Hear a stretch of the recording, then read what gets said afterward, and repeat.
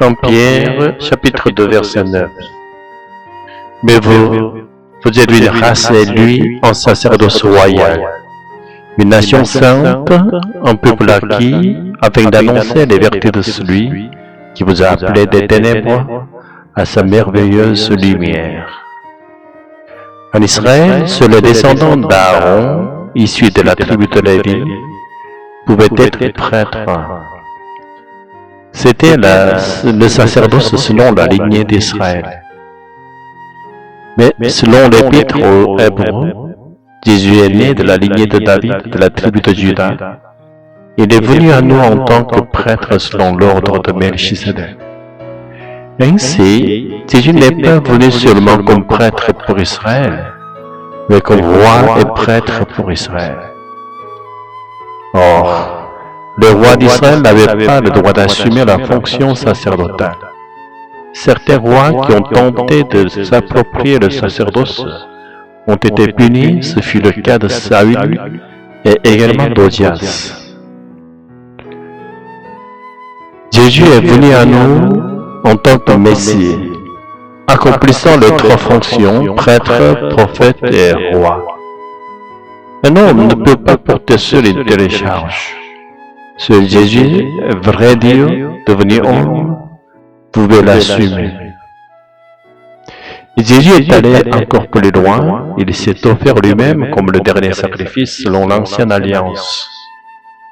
Il est ressuscité d'entre les morts en tant qu'homme. Il est monté au ciel avec un corps humain. Il a promis de revenir ainsi dans la même forme. Depuis le trône céleste, il a envoyé l'Esprit Saint en son nom, afin que le salut qu'il a accompli puisse atteindre toutes les nations.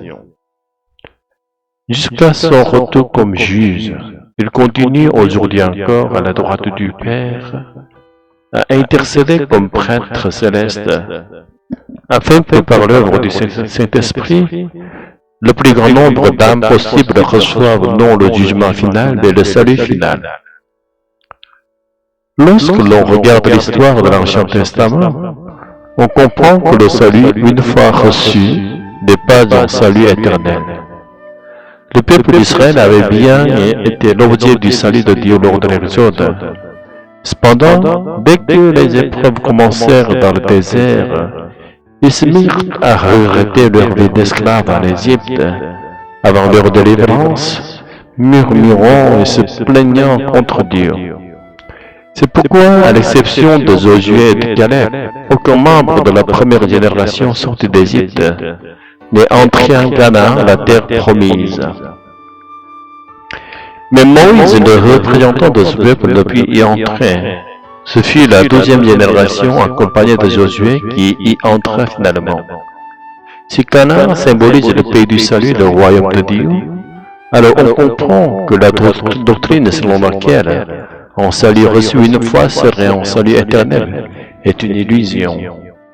Cette doctrine est née de l'idée que le salut relève uniquement de la souveraineté divine et que Dieu, ayant sauvé une personne une fois, ne saurait ensuite la rejeter. Certes, Dieu ne rejette pas celui qui l'a sauvé, mais l'être humain, doté de libre arbitre, peut lui rejeter Dieu. Dans l'Ancien Testament, le peuple cherchait à obtenir le salut final en observant rigoureusement la loi. Ils espéraient, par leur propre mérite, achever le salut qu'ils avaient déjà reçu.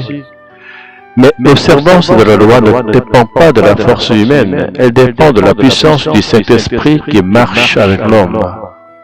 Ne comprenant pas cela, le peuple de l'Ancien Testament a finalement vu, sous ses yeux, la chute de son royaume et la destruction de Jérusalem, qu'il croyait être un lieu saint et inviolable. Le peuple sauvé, une fois pour toujours accueilli par Dieu, à condition de revenir à lui. C'est le fait de ne pas revenir à Dieu, c'est-à-dire de ne pas se repentir, car la repentance est un retour vers Dieu, qui empêche d'achever le salut reçu. Pour le peuple de la Nouvelle Alliance, Jésus s'est offert un sacrifice, et par lui, le Saint-Esprit est venu dans le monde. Depuis lors, il demeure avec ceux qui croient en Jésus, non seulement jusqu'au jour du jugement final, mais pour l'éternité. Et l'Esprit Saint est une personne douce et sensible. Il ne contraint jamais. Il n'est présent avec nous que si nous l'accueillons avec joie et amour. Au commencement, il vient à nous par pure grâce, sans condition. Mais si par la suite nous aimons davantage le monde que l'Esprit, et choisissons le monde plutôt que lui, alors l'Esprit ne demeure plus en nous, car il est un Dieu personnel et jaloux. Aimer un Dieu invisible que l'on ne peut ni voir ni toucher, plus que le monde séduisant qui nous entoure. Voilà une tâche humainement impossible. C'est aussi difficile, peut-être même plus, que d'observer toute la loi.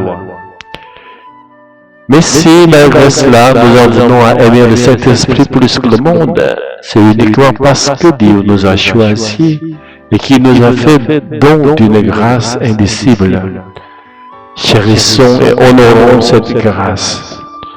En méditant jour et nuit la parole de Dieu, la Bible qui est sa parole, nous pourrons la garder précieusement.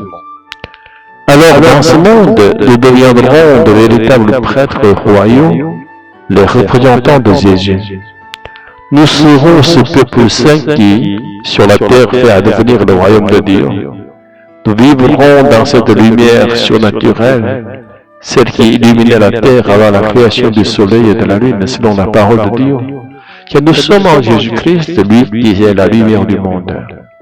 Que chacun de nous devienne un saint resplendissant qui proclame les vertus de Dieu, ce Dieu qui nous garde dans le salut, en nous faisant aimer l'Esprit Saint plus que toute chose, et qui nous fait entrer au jour de la fin parmi le peuple de la grâce.